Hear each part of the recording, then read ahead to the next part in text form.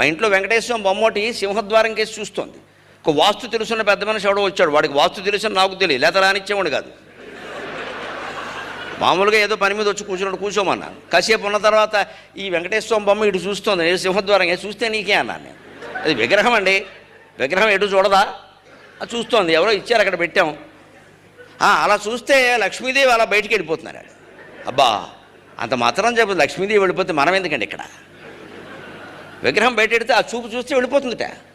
నేను వెంటనే అన్నాను, నేను బాగానే ఉన్నానండి, 2 ఇళ్ళు కట్టుకున్నాను, సుఖంగా ఉన్నాను, నాకు 2 పిల్లలు, 2కి చెరో ఇల్లు ఇచ్చేస్తాను, నేను సుఖంగా బాగానే ఉన్నానండి, ఎదురింటి వాళ్ళు చాలా ఇబ్బంది పడుతున్నారు, నేను వెళ్ళిపోవాలని పెట్టానన్నా.